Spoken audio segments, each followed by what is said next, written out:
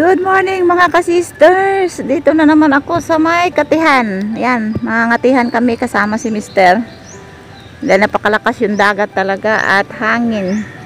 Kulang na lang ay ulan para sabihing bagyo. Ay hindi kami makapagpangisda, so makipagsapalaran kami dito sa Katihan para makalibre tayo ng ulam.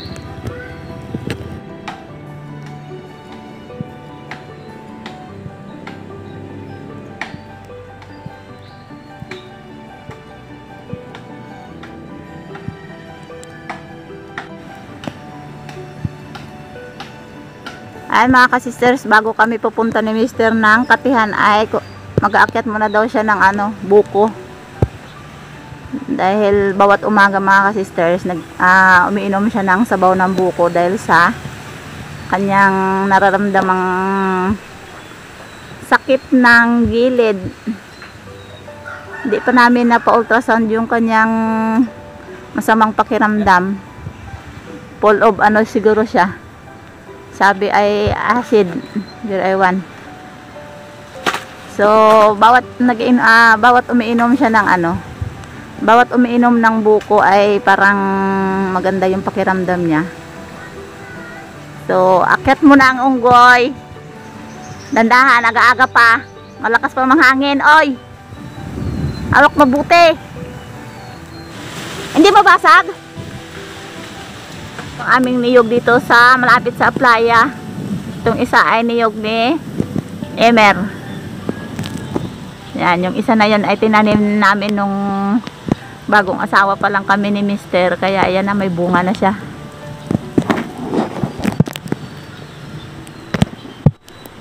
Kapit ang onggoy na walang buntot. Dandahan. So ayan, dito kami sa mga mangrove mga ka-sisters pupunta.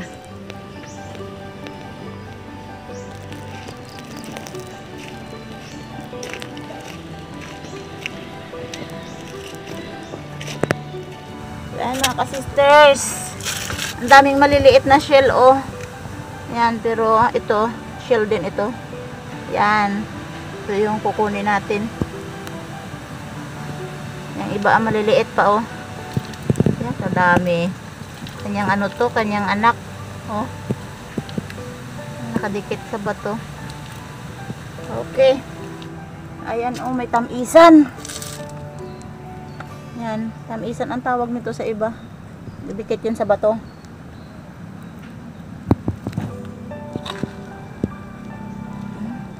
Ito pa oh. Ayan. Yun. Marami tamisan. So ay mga ka-sisters, mayroon dito malalaking suso. Ang suso ang tawag sa amin. Ayan oh. Ito sa mangrove talaga yan. Ayun pa oh, mayroon pa oh. Kadikit. Yan.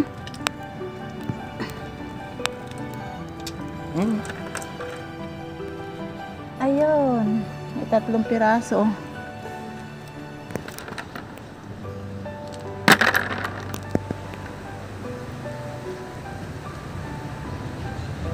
Dami. Ayun. Oh, pero ito yung mga anak niya oh. Ayun po oh. Ayun. Ay, hirap. Ayun pa. Ayun, malaki. Yan. Malaki siya. Ayun pa. Ayun oh, nakasingit pa. Ayun.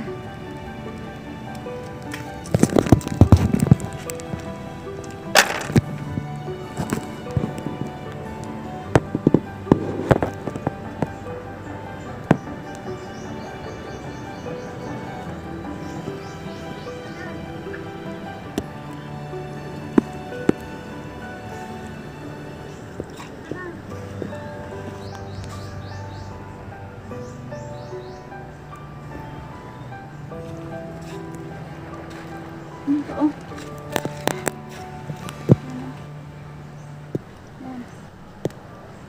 Tamisan oh. Ito.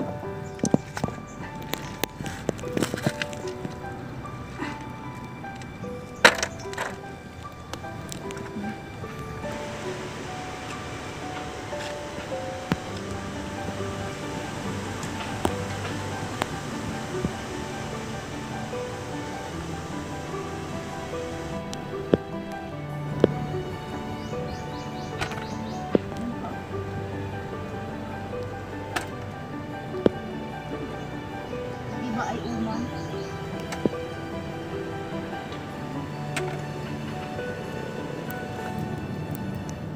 Umang ang laman. Hindi talaga maiwasan na may umang nga sa loob. Yung ano, yung ayun, nakasingit sa kasingit pa oh. Ay pero ano oh.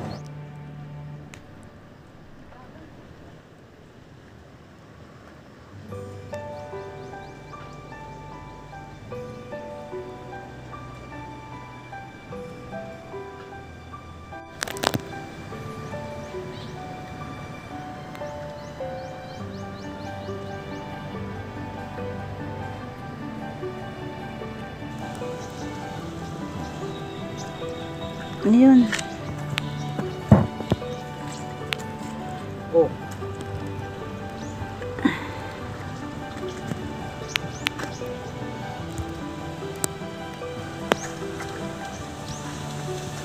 Ibang klase din yan. Kami talagang tamisan dito. Bihira lang may nagakuha ng ganito.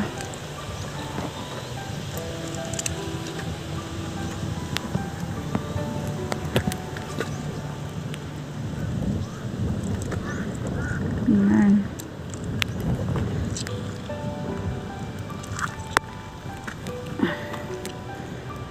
Talagang suki niya talaga yung bato. Dikit.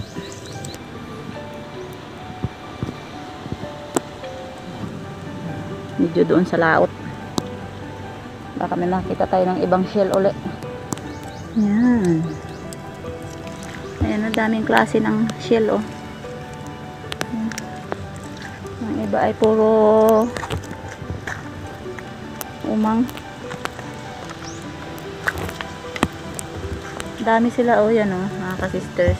Yan, mga ganyan na yan, nakadikit sa bato. So, ang dami oh. Yan oh. Maliliit pa. Yan, hanggang doon. So, ang kukunin lang natin ay yung nakadikit. Saka yung mga medyo malalaki-laki. Marami na? Ayan. Pwede na yan. Tika-tika, ito pa oh. Saan na yun? May malaki oh, yan oh. Ay.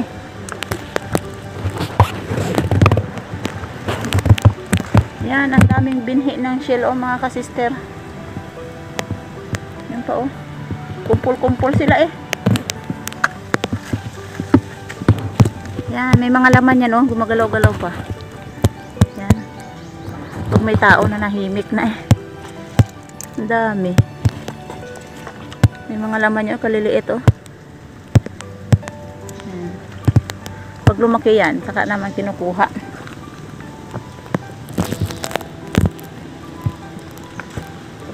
Sa ano, kinukuha din namin dati ito. Yan, yung lawayan ang tawag sa amin. Ito naman ay nakadikit sa mangrove. Yun oh, katulad din ito oh, yun oh. Yan, pag malalaki ito mga ka-sister, kinukuha namin yan. Maliliit pa, balik natin. Tapos yun oh, sumusuot siya doon. Yan, sumusuot sa may butas ng mangrove. Yan, doon na naman. Pero umuulan. Naulan eh. Daming tamisan talaga oh. Kalalaki na.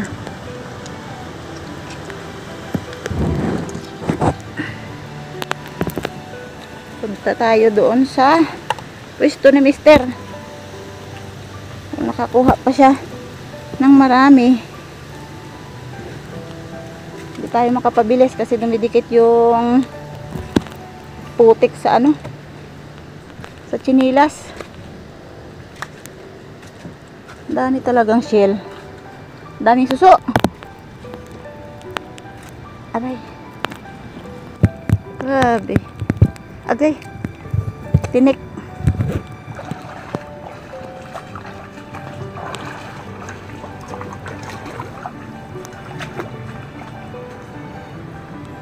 Diyan ka, doon ako sa kabila ah. Doon ako sa may litob. Tingnan ko lang. Yun oh. Manguha siya doon.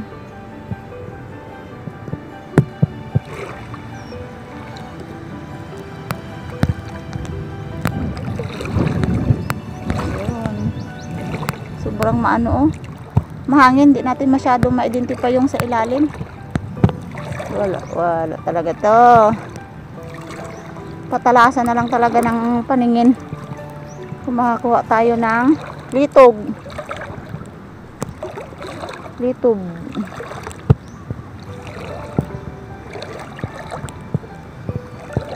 Yan, siguradong may nakuha na yan mga ka-sisters. Maraming litog dati. Tingnan natin ngayon kung may nakita pa tayo. Sobrang lakas ng hangin.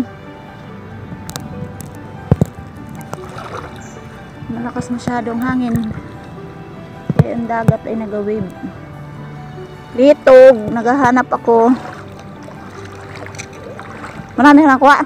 Yeah. Ay, patingin. Dito lahat. Aroy, pwede na yun. Oh, mga ka-sisters.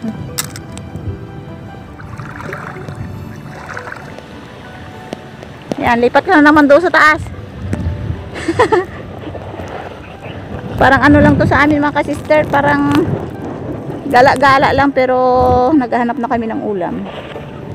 Yan.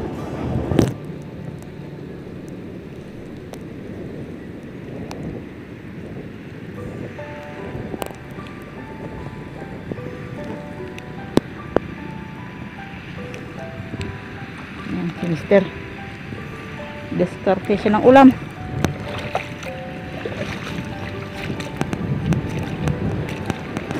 Diskarte. Libre na ulam.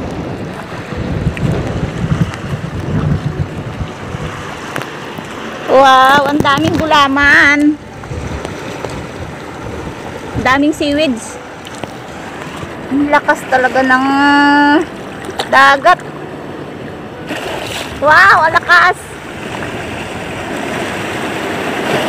Woo!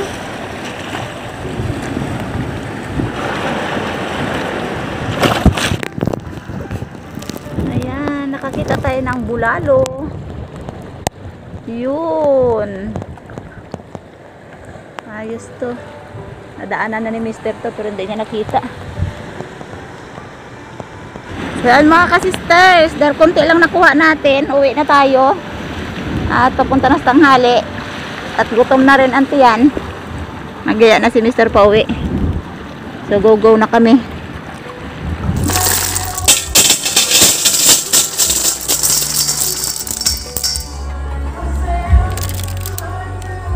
Mga ka-sisters, sign off tayo ngayon sa music. Sa natural na ingay dito sa paligid ko. Pero mag-mute kami dahil kapiestahan talaga dito sa amin at magluluto ako ng aming ulam. So simpleng ulam lang kahit fiesta dito sa amin. And yung shell na kinuha namin sa Katihan. So after habang may ginagawa ko ay i-mute natin at music na lang ang inyong maririnig. Talaga napakalakas yung sound. Malapit. Wala tayong magawa.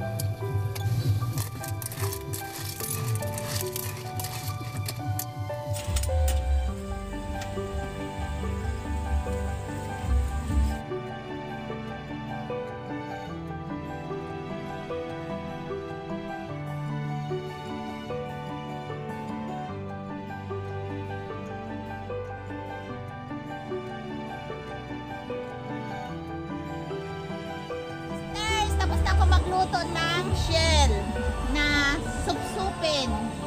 Tapos may panghimagas kami na saging. At saka may nilaga din kaming saging.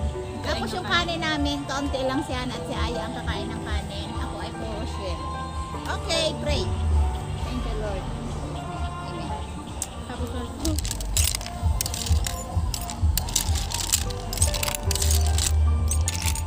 Yan, tamang-tama yung ulam namin sa taglamig, mga ka-sisters. Mm. Mm.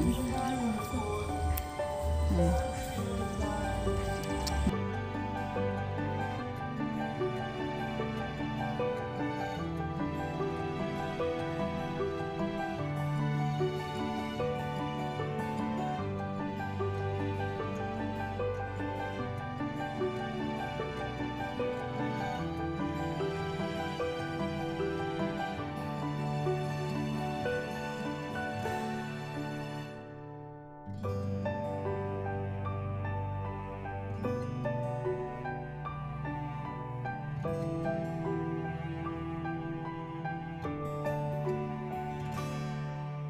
Mga-sister, hindi namin kasama si Mr. Dahil bawal sa kanya yung ulam namin. Yan. Bukas magpapacheck up ulit si Mr. Magpapa-ultrasound tungkol doon sa tiyan niya na masakit. Para malaman